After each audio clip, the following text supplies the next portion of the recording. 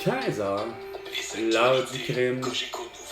Ici Carl Brochu. Le samedi 16 mars, ici Denis Couture, voici les nouvelles. La Fédération interprofessionnelle de la santé a tenu une manifestation de plus de 3000 personnes cet après-midi à Québec. Arrête, 3000 personnes. Tu rires de moi, là. De ce que je passe avec ton type de nouvelles, là. Qu'est-ce qui était incriminant? Vraiment pas grand-chose, hein? À part de savoir que... Bref, t'as vraiment pas suivi... vous avez vraiment pas suivi... Ben, en fait, oui, regardons. Ben, vous êtes criminellement responsable, d'avoir assassiné je sais plus combien de personnes avec la toux. Fait que, regarde, ça va-tu pas, hein? Ses émotions visées. Quoi, gérer ses émotions? Qui ça? Dit-il, n'a pas été respecté. Paul Saint-Pierre Plamondon, arrête. Les codes d'écoute et les clics ne devraient pas primer sur les notions de civisme et de respect. Il conclut en dénonçant un manque de sensibilité, de respect, d'éthique, mais surtout d'humanité. Le chef du PQ a annulé sa présence au Conseil général du Bloc québécois en fin de semaine.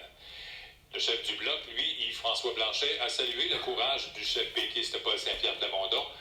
C'est ce qu'il a déclaré lors de son allocution d'ouverture devant quelques 250 militants du Bloc à Québec. Quoi? 250 militants? Qu'est-ce que c'est ça? Je veux saluer in absentia.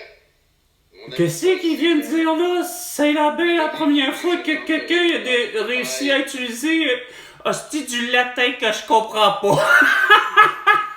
Chris, faut le faire, et François Blanchet. Et l'argument de ceux qui n'en ont Les surfaces. 5 corps policiers dont la Sûreté du Québec ont été impliqués. 50 policiers dont... de la Sûreté du Québec dont je ne sais pas qui ils sont impliqués dans quoi.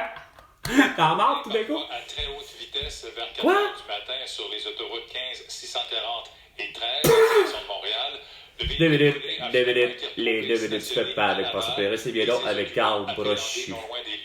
Audriane Bilodeau est porte-parole Qui? de la Sûreté du Québec. C'est pas Maureen? Non, ça doit être sa collègue!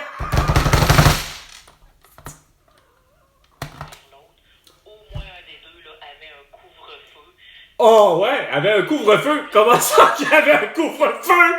Veux-tu... Depuis quand en 2024 ça existe un couvre-feu, esti? Calice de belle bande de sans-dessin. Médecin ophtalmologiste spécialiste. Qui? C'est pas Caroline Quash? Ou Teresa Tam? Par ailleurs, la docteure Chan Qui? soit surveillée par un adulte au moment de l'éclipse. Quel quoi? Ah oui! Le petit éclipse! Hey, vous en revenez? Hey, on est 16, Chris, pis c'est le 8, tabarnak avril. Hey, Christy, vous êtes débiles, vous autres, avec votre futur. Ou d'autres appareils, mais avec... Quoi? Quels appareils? Et puis au sport, au hockey, le Canadien de Montréal On va l'enlever, esti, mon doigt là-dessus, contre là-dedans. des formations de l'Ouest. Quoi? Premier arrêt est prévu ce soir contre les Flames à Calgary. La rencontre sera présentée sur les ondes du réseau Cogeco avec l'avant-match. C'est supposé d'être au 91,9 Sport FM. Ça aurait été génial d'entendre qui que ce soit aller jusqu'à Roger Brulotte ou Ron Fournier ou Georges Larac dire bonsoir! Elle est partie! Des nuages durant la nuit, pluie intermittente.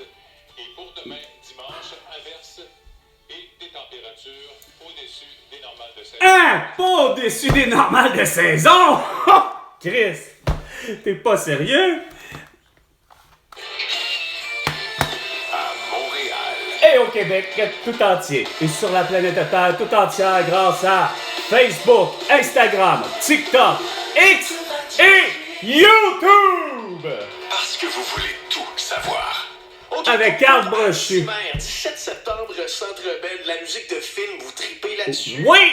Vous tripez sur Dune, le 1? Non! Ben pas! Pas tout! Encore moins justement! L'original! qui est complètement con, à part juste une chose, sacrément, l'image pour le vrai Chris de ce film-là. Bon. C'est ça qui est con. OK? Puis, c'est la même calice d'affaires pour Blade Runner. OK? Il n'y avait pas besoin d'en avoir d'autres. Puis, il n'y a pas d'affaire à en avoir. Je préfère avoir Jodie Foster, Anthony Hopkins, reprendre leur rôle carrément d'Hannibal Lecter puis de Clarence, me semble, c'est bien ça, son nom. Carrément là, à l'orange corps là, puis de faire en sorte que ça ressemble un peu à un film comme Point Break avec Patrick Swayze puis voyons, ouais, Keanu Reeves. L'idée que Chris, à un moment donné, regarde, on sait qu'il s'est évadé de prison. OK? Hannibal Lecter. C'est clair que on sait très bien qu'il était sur une île ou un endroit soi-disant paradisiaque pour Hannibal Lecter. Mais dans l'esprit de Clarence, c'est toujours bien ça son nom, ou bien de Jodie Foster qui l'incarne, ben, grâce a jamais perdu espoir, Callis, de toute évidence, de faire à nouveau la capture d'Hannibal Lecter. Parce que Hannibal Lecter, sacrément, ben, gars, il va manger tout ce qui marche, tout ce qui bouge. Parce que Hannibal Lecter est un cannibale. J'aimerais bien plus voir ça que ce soit Xavier Dolan, tant que ça, Chris qui le produise, puis que pendant que lui réalise ça comme scénario, ben j'aimerais bien ça que Quentin Tarantino se fasse la face à me produire à moi, Carl Brochu, un fan de ses films qui attend moindrement quelque chose qui un rebondissement de toute évidence que Callis garde.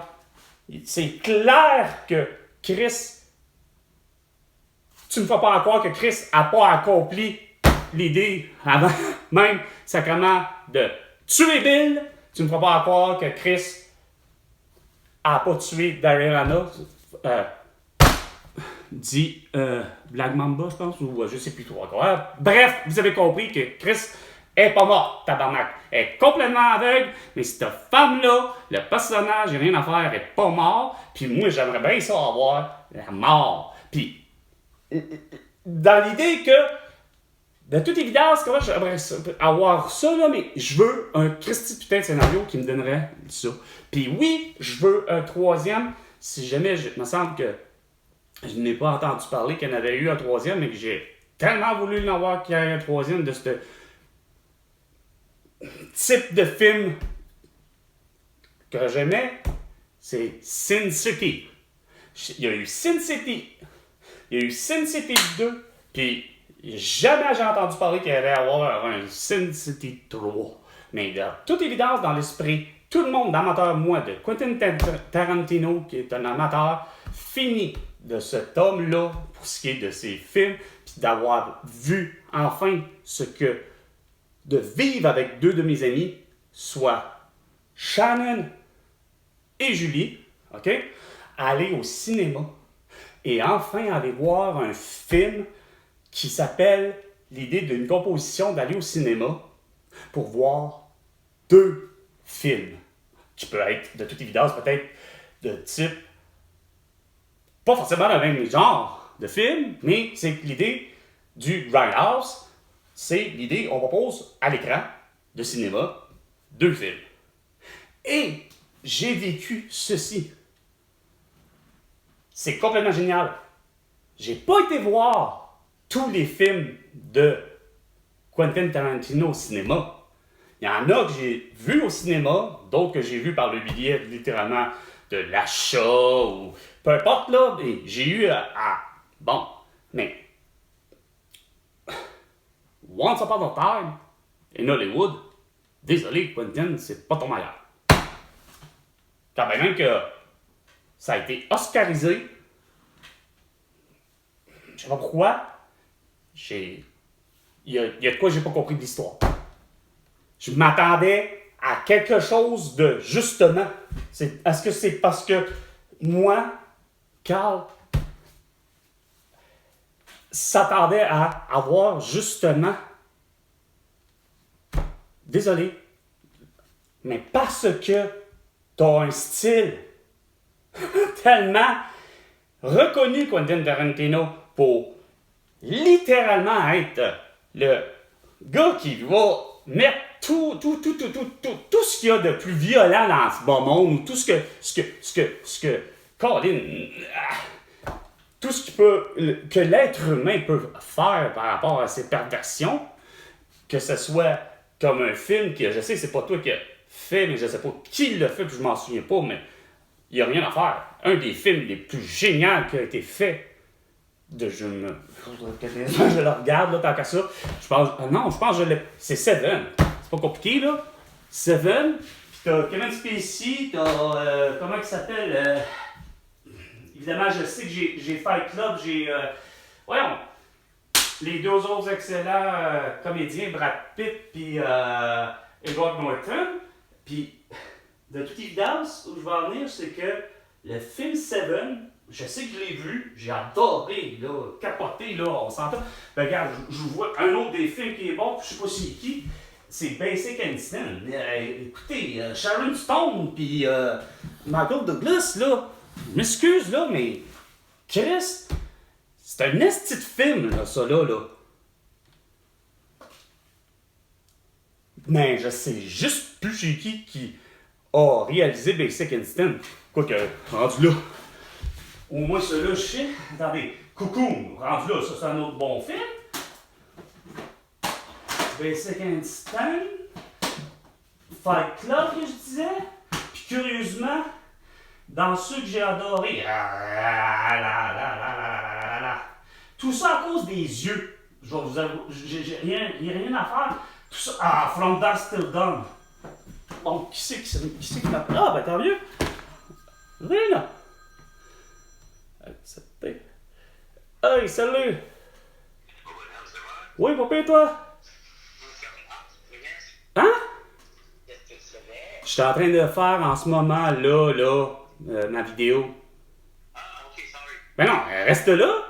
Pourquoi tu t'en irais? Je suis en train de parler de cinéma.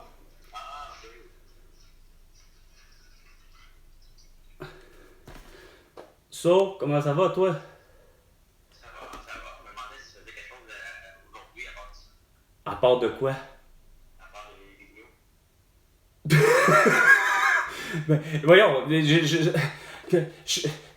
à cette heure-là, autour de 15 heures, c'est à ce moment-là que je fais ma vidéo, Vin.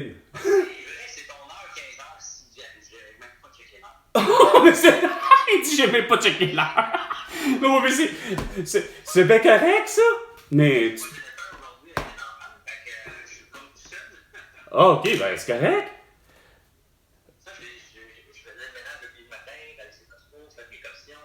Oh, oui. Fait que j'ai pas le temps de checker la vidéo l'enlèvement. Ouais, c'est bien correct. Tantôt, oui. Mais t'as pas la notion du temps, là. C'est bien correct. Ben, en fait, tu l'as pis tu l'as pas. C'est le fait que c'est comme de dire, t'es avec toi-même. Fait que c'est normal, ça. Ça, c'est de pas avoir la notion du temps, Vin, c'est bien parce que c'est justement t'es dans ta zone. Puis toi, ça t'a donné l'idée, ben écoute, regarde, j'appelle mon ami, puis est-ce que de toute évidence, ben regarde, tu viens de le dire, j'ai pas les enfants, j'ai pas Jennifer, fait que bref, qui que j'ai à passer? Oh ouais, je vais passer à mon ami Carl. c'est tout simplement ça que ça a fait, puis c'est bien correct. Mais c'est parce que j'étais en train de parler de qui a fait des films puis que j'ai vus qui sont super bons, mais que je sais pas qui a réalisé. Tu sais, comme exemple, j'ai le film Basic Instinct. Je sais pas si tu as vu ça, ce film-là. Oui, puis ça fait longtemps. Mais comment tu l'as trouvé? Ça fait tellement longtemps.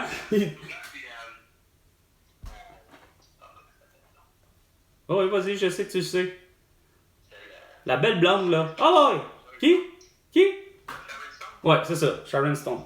Mais le réalisateur, je sais pas c'est qui. Attendez. Attends, quand je dis attendez, c'est parce que voyons. Attendez. Ah oui, c'est ça, t'es en onde comme je suis en onde, là, mais j'essaie de trouver le nom du réalisateur. Ok, voyons. Ok, film. Michael Douglas, ça va. Attends, le producteur. Non.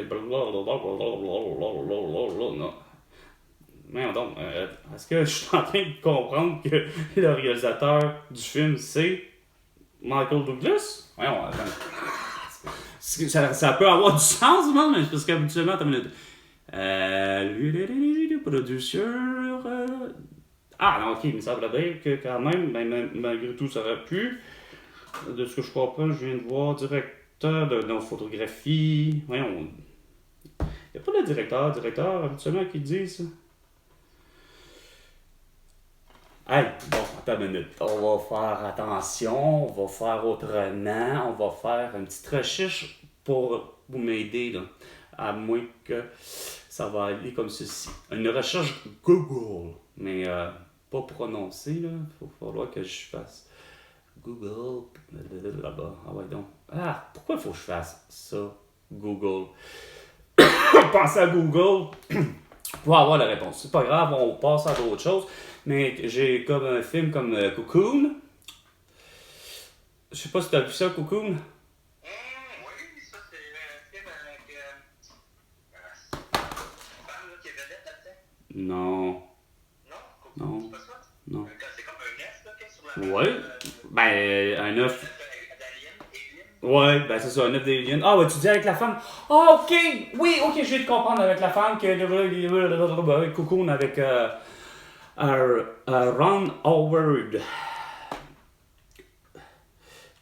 Hey, toi, est-ce que t'as vu le film E.T.?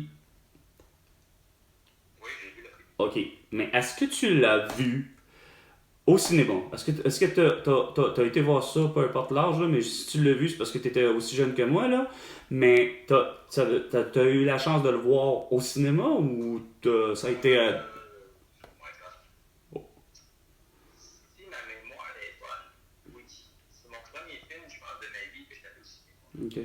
Moi, je me souviendrai, là, sérieusement, là, au moment où Elliot se réveille, puis qu'il a perdu la voix, moi-même, j'ai perdu la voix.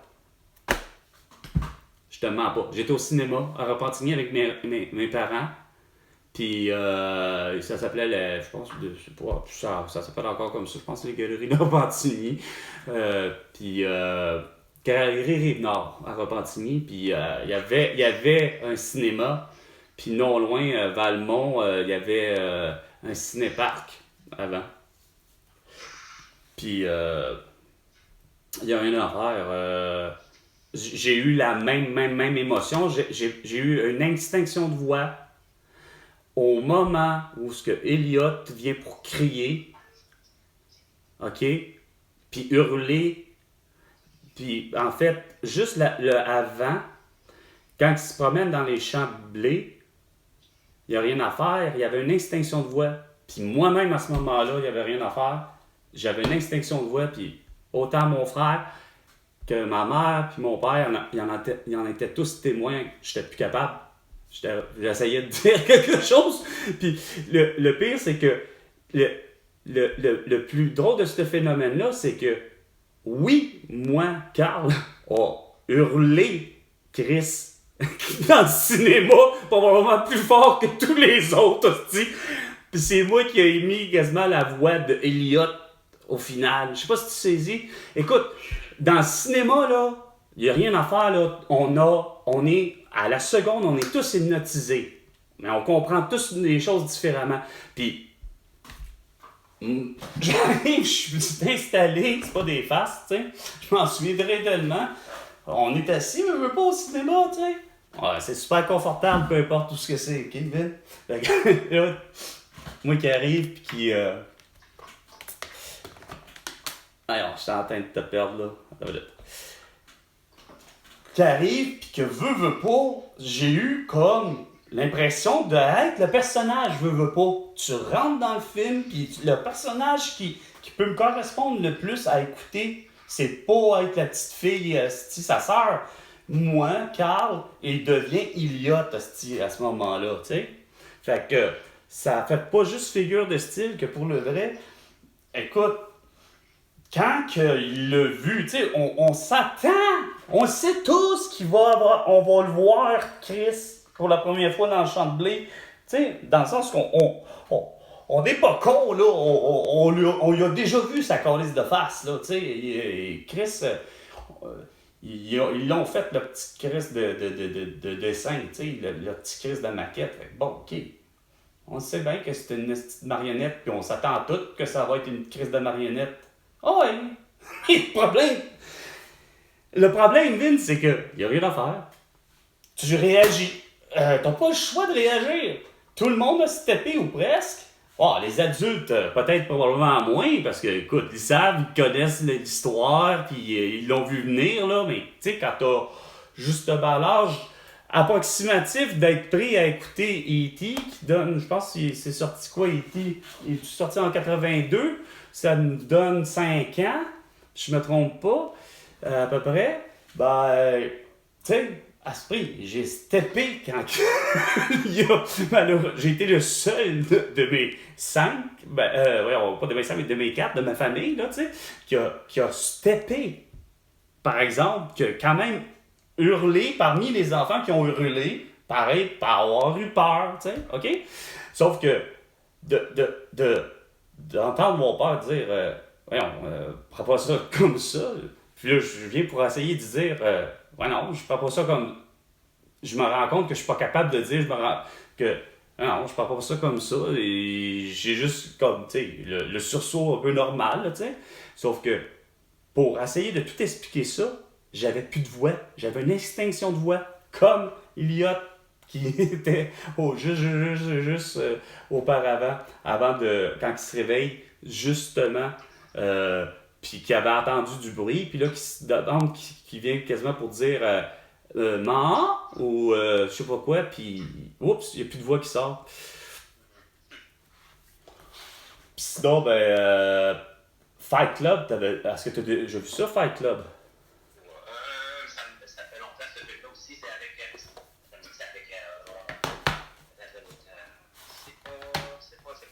Brad Pitt? Ouais. Ok, c'est ça. Brad Pitt avec un autre. Avec un autre? C'est ça que t'as dit? Ouais. Ouais, ok, c'est ça, oui, effectivement. c'est pas mauvais comme analyse, là. Tu te rends compte que Fight Club, c'est pas juste effectivement Brad Pitt, il y a quand même effectivement un autre personnage, là. Ok, c'est Edward Norton, entre autres. Un autre maudit bon comédien. Ah, ce gars-là, là. Norton, c'est celui qui a fait dans. Oui. Sors-les de ta bouche, je suis sûr que tu sais de quoi tu veux dire. Ouais. T'es capable. Ça fait longtemps qu'il joue. Oh oui, ok. Non, mais je pensais que tu allais dire que c'est lui qui a joué dans le film un tel. Il a joué dans un excellent film, ce gars-là. Il n'y a rien à faire. Edward Norton, là. Oui, effectivement, il a joué dans plusieurs films. Là. C'est pas la première fois qu'il est là, Edward Norton. Walking Dead? Non. Non. Non, mais me semble pas, là. Sauf que, voyons. Un de ces films que j'ai adoré, c'est Generation X. Puis ici, ça a venu comme American. Je sais pas pourquoi ils ont décidé qu'au Québec, ils allaient le titrer comme ça pour sa version française.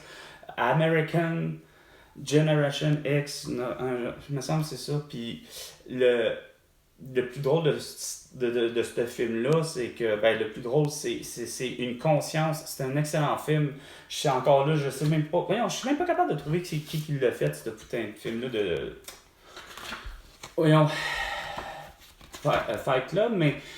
Il me semble qu'on m'avait dit que c'était David Lynch. Bon, mettons, ok, ça va finir là. Puis, pour ce qui est du film, plutôt que je veux parler de Fight Club, c'est un excellent film avec un autre excellent comédien qui a joué dans Terminator, la deuxième film qui a été fait de Terminator, avec le petit Edward Furlong. Puis dans le film American, justement, Generation X, c'est un film qui faut que tout le monde voit. Ça explique le pourquoi que les gens sont racistes, le pourquoi que, de toute évidence, regarde, il y en a qui souffrent de racisme total, OK? Puis Edward Norton, justement, incarne un raciste. Puis il n'aime pas personne d'autre à part que lui-même, c'est-à-dire un blanc. OK? Fait que, point barre, là. Sauf que, bon, le pourquoi que American, ben, regarde, je pense que tu auras compris que Edward Norton, tout ce beau monde-là, c'est des acteurs, c'est des comédiens, mais de toute évidence, Edward Norton, puis Edward Furlong, c'est des Américains, là, tu sais, mais ils sont pas des racistes, là, c'est OK? Sauf que faut représenter, à un moment donné, l'idée que, regarde, c'est pas juste l'Amérique, c'est le Québec, c'est le Canada, c'est le Mexique, c'est tous les pays, nous sommes racistes. Parce que pourquoi, Vin? Regarde, c'est pas compliqué, là. On a des différences physiques marquantes, là. Toi, Vin, t'es de type asiatique et tu es aussi vietnamien. Et c'est clair que, regarde, il n'y a rien à faire. Morphologiquement parlant, ben, c'est pas la même chose pour. Ben, ça en devient évident. C'est pas la même chose que le Laos. Puis j'en ai rencontré des Laotiens et des Laotiennes. J'ai rencontré des Cambodgiens et des Cambodgiennes. Puis de toute évidence, regarde, on est tous vraiment, à quelque part, vraiment tous différents. Un Québécois, puis un Canadien, puis un Français, puis un Belge, puis un ci, puis un ça, ben encore là, on a des apparences physiques énormes. Ça s'appelle des Caucasiens, c'est-à-dire ça s'appelle des Blancs, Chris. On est de type Caucasien, les Blancs. Sauf que, de toute évidence, on a appris à toujours, malheureusement, de se raciser. Pourquoi? Ben, parce que, de toute évidence, on voit qu'on a quand même une différence marquante entre les Africains, entre les Haïtiens, entre tout ce beau monde-là, mais il y en a que, regarde, de toute évidence, ils ne sont pas capables de comprendre qu'au-delà de la différence de couleur, ben, Chris, en principe, on est supposé d'avoir les mêmes Christy de valeurs, c'est-à-dire, ben, on est supposé, j'ai toujours entendu parler qu'on est, semble-t-il, moindrement dans toutes les Christy de livres de soi-disant de prêche d'amour et de paix, puis de ci, de ça, ben, tu sais, tu te rends compte que finalement, l'être humain est d'abord et avant tout, de toute évidence, pacifique, peu importe d'où ce qu'on vient, l'être humain, dans le fond, là, tu sais, qu'on a tous cherché à savoir d'où vient notre putain d'origine, tu sais. Est-ce qu'on vient de l'espace ou est-ce qu'on vient de Christ de la Terre, réellement, tu sais, parce que on vit, comme tu l'as dit, que ce qu'on est sur Terre, là, tu sais. Sauf que, pourquoi que dans l'univers, Carlis, on haït tant la personne qui est à ce point-là différente de nous, tu sais.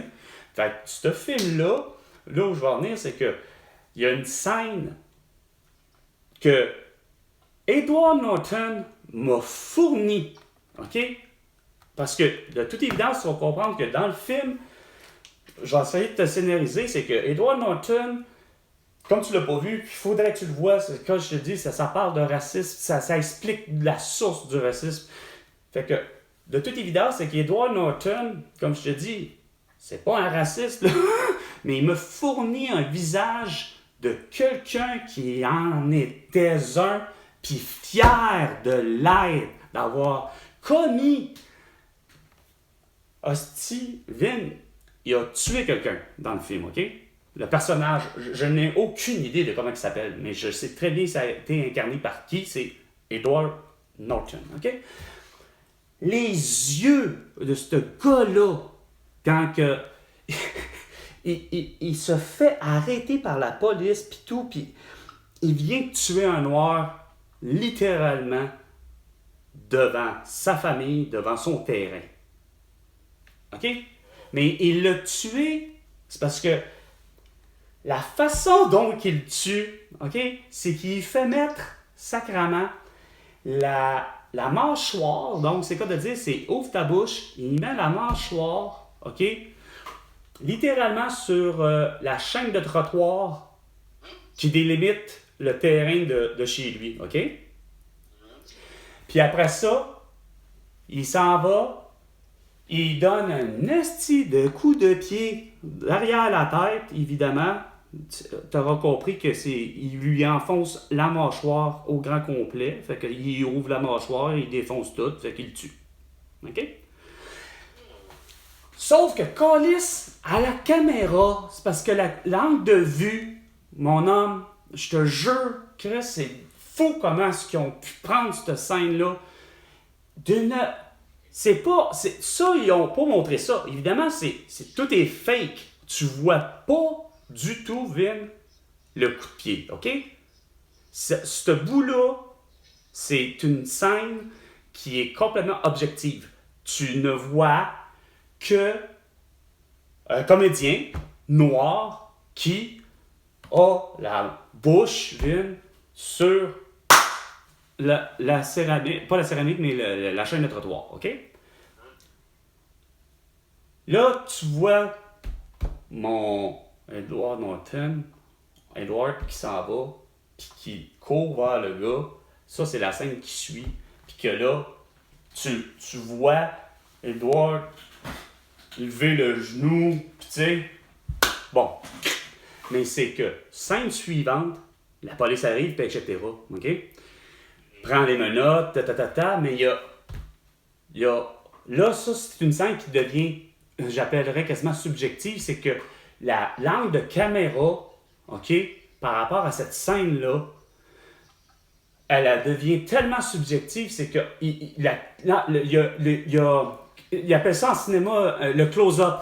Il y a la caméra, le réalisateur a réussi à aller chercher l'émotion. Il a réussi, je ne sais pas comment il a fait, Vin, mais comme je te disais, il était gonflé à bloc, hostie, dans son regard, là.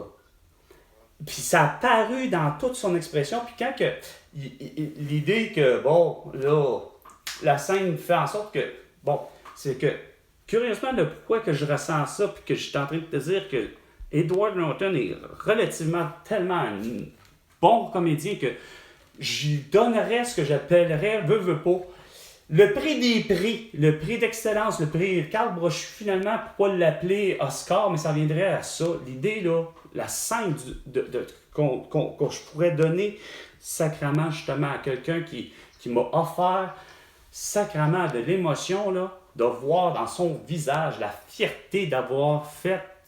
Parce que, comme je te dis, c'est Edward Norton, à la base, c'est clair que c'est pas un raciste dans la vie, là.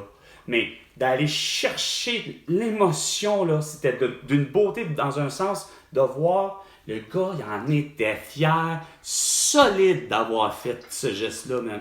C'était dégueulasse, ça n'a pas de sens. Dans le sens que, tu sais, il avait beau avoir les mains derrière la tête, OK, là, puis il regardait au loin, probablement, je m'imaginais l'idée que, comment je pourrais t'expliquer ça, c'est que quand Edward Norton a cette fierté-là, c'est qu'il la présente devant sa famille, parce que, comme je te dis, l'idée, c'est qu'il est sur le terrain de chez lui, OK? Il n'est pas le bienvenu. Fait que, par rapport à la scène, là, c'est clair que ça fait, regarde, je vous montre ma fierté, justement, j'ai protégé ma famille, regardez, je sais, etc. Mais de toute évidence, c'est pas au personnage, de toute évidence, d'avoir tué quelqu'un. Regarde, c'est clair que Vin, dans toi puis moi, c'est une loi universelle, ce genre de truc-là. L'amour, puis la paix, puis de toute évidence, c'est une loi universelle qui a toujours été, puis qu'on veut et on souhaite entre les peuples. Puis c'est-à-dire, justement, il est clair que j'accepte pas, moi, Carl, quand même que on le sait que, justement, George Floyd, en 2020, ben, regarde, quand même ça s'est passé aux États-Unis, quand même que ça soit passé au Québec ou peu importe sur la planète Terre, il n'est pas question que Chris, qu'on en vienne à bout d'apprendre que moi, 30 ans passés, ben, il y avait des Chinois sacrément qui s'en prenaient aux Tibétains, qui avaient des Tutsis ou des Hutus qui s'en prenaient à un ou l'autre pour finalement au Rwanda, puis que tout le monde le sait sur la planète Terre il y a 30 ans, que c'est ce qui s'est passé. On est en 2024, puis il y a 30 ans, en 1994, c'est ce genre d'événement qui se passait ailleurs, mais tu sais, tu te dis, puis au Québec, qu'est-ce qu'on a? Ben, c'est pas dur, 2017, ben, il y avait Alexandre Bissonnette, puis moi qui en avais 40 ans, Carl, puis mais Alexandre Bissonnette, à la Ville de Québec, décide de, lui, de pas comprendre que, regarde, si lui veut prier, c'est de ses affaires. Non, il assassine, puis il blesse pour 19 personnes, mais il en tue 6 à travers ça. Une affaire dans le genre à la Ville de Québec en 2017. Alexandre Bissonnette, un peu québécois, donc un peu raciste, un peu gars qui comprend pas ni du cul ni de la tête, mais avec un film comme American Generation X, je te jure, tu l'écoutes en plus dans sa version autant que possible originale, ça c'est encore plus vrai, c'est-à-dire que c'est en langue anglaise, tu t'organises pour regarder ça, en principe un film, tout le temps dans sa version originale. Moi, là, la Vita Bella, là, j'ai adoré ce film-là justement pour ça. Parce que je l'ai écouté en italien. Je me suis pas cassé le bicycle à me dire « Ah, il faut que je le prenne en français parce que je comprendrai pas. » Il y a ce genre d'affaires-là que les gens font comme gaffe, Vin. C'est que, bien souvent, quand tu écoutes un film, faut que tu l'écoutes dans sa langue originale. Ça s'appelle, si tu écoutes un film québécois, ben ça s'appelle... tu l'écoutes en québécois. Si tu écoutes un film canadien, ben plus souvent qu'autrement, ça peut être en anglais, comme ça peut être en français. Mais la même chose pour un film québécois. Mais pour ce qui est de tous les autres films, de tous les films que tu auras vus, Vin, ou que j'ai vus, de toute évidence, moi personnellement, j'ai toujours adoré ça, d'écouter ça dans sa langue originale. C'est la meilleure façon de faire, puis c'est la meilleure façon aussi même d'apprendre la langue, justement, des autres. Parce que dans le fond, on a tous le même langage universel, comme je te disais, Vin. Tu as besoin de manger, tu as besoin de boire, tu as besoin d'amour, tu as besoin de rire, puis on a besoin surtout de sexe. Puis ça, c'est une affaire qu'il y a beaucoup de manque depuis je ne sais plus combien de temps. Je veux dire, ça, c'est un manque qui est anormal sur la planète Terre. Sacrément, qu'il n'y ait pas autant, puis qu'on n'en parle pas de sexe, puis qu'on dirait qu'il y aurait supposément un baby boom, si on peut dire, tu sais. En principe, justement, en parlant de cocoon ou parlant de sexe ou autre, ça va être parce que si j'en parle, moi, Carl, moi, j'en aurais besoin parce que, justement, ma testostérone ne cesse de me dire à tout bout de champ, comme la tienne, Vin, parce que t'étais un homme, elle nous dit quoi? Faites donc des bébés, faites donc des bébés, faites donc des bébés, faites donc des bébés, parce qu'il y a quoi? Entre, je disais... 500, non, excuse, moins, 50 à 100 millions de spermatozoïdes qui nous...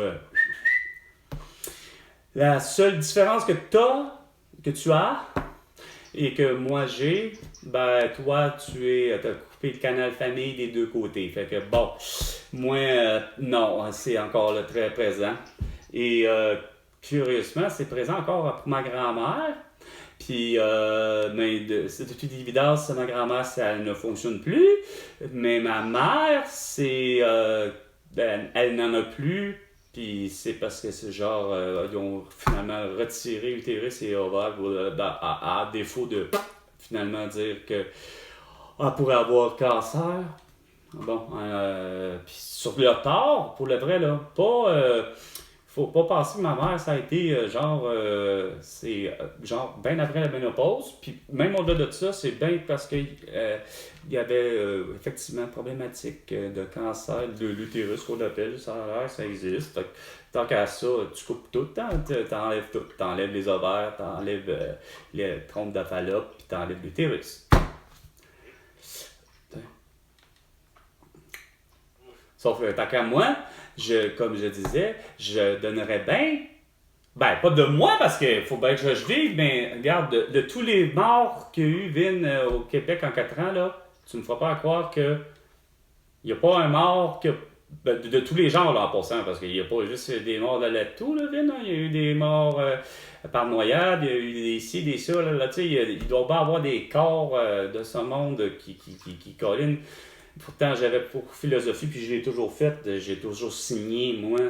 C'est le cas de le dire, je sais pas pour toi, mais je l'ai toujours signé, ma carte d'assurance à la maladie du Québec, avec l'idée que, regarde, en cas de mort de mon corps, ben c'est clair, vas-y, regarde, prends tout ce qui est bon. Puis après ça, par exemple, j'ai souvent oublié de mentionner, par exemple, faites donc pas ce que vous voulez avec mes restes, ça s'appelle plutôt au contraire. Brûlez-moi donc, finalement. On a l'expression qui dit que, semble-t-il, nous naissons poussière et on va mourir poussière. Bon, ben, ou enterrer poussière, peu importe.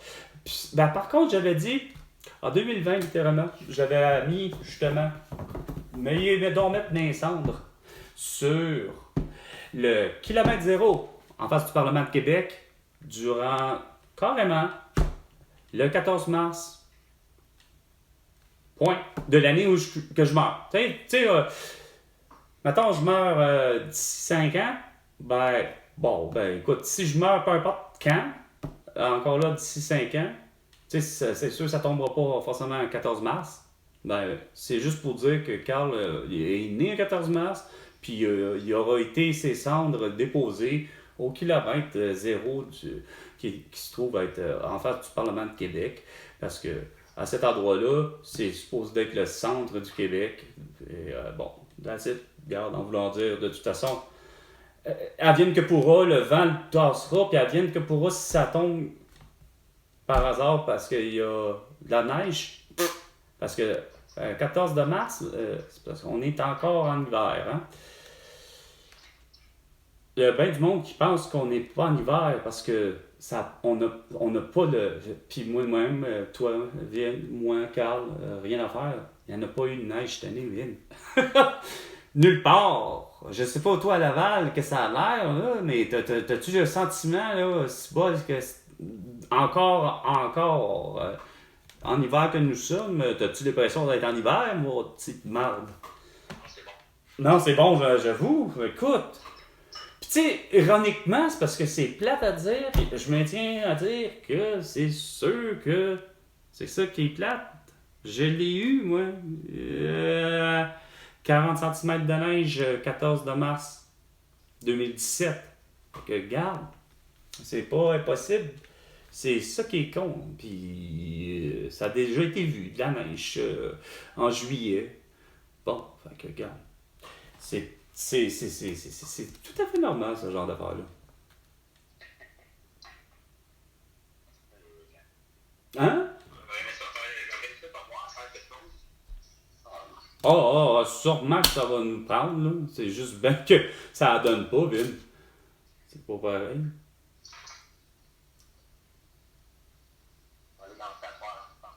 Hein? Comment tu dis ça?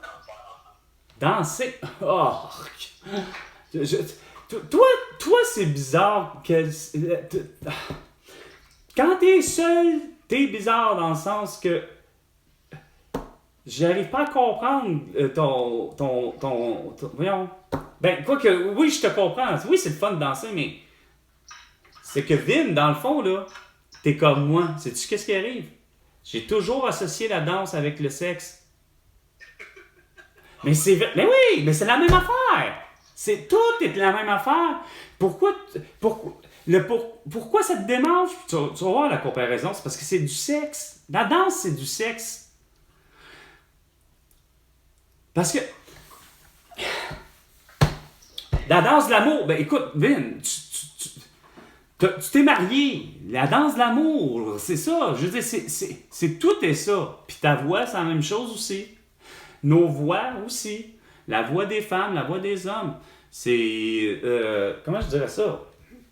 C'est la même puissance. Tout est relatif avec ça, Vin, avec le sexe. Puis avec manger. Puis avec ci.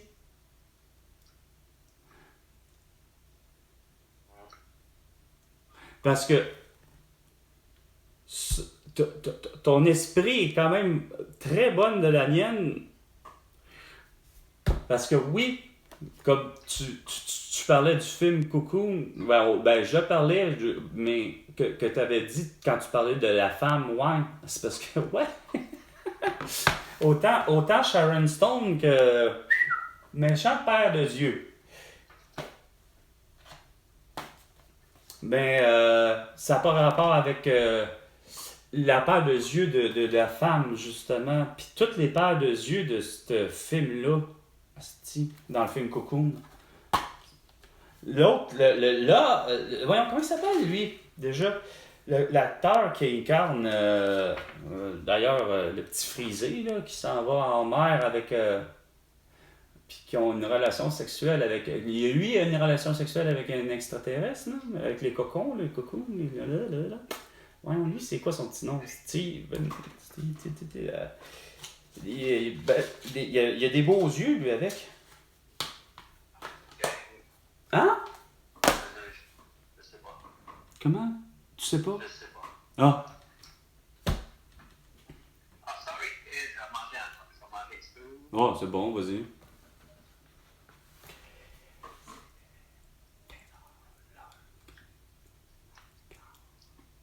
Et François Legault, tu me dois 100 milliards de dollars pour te connaître. 5 milliards.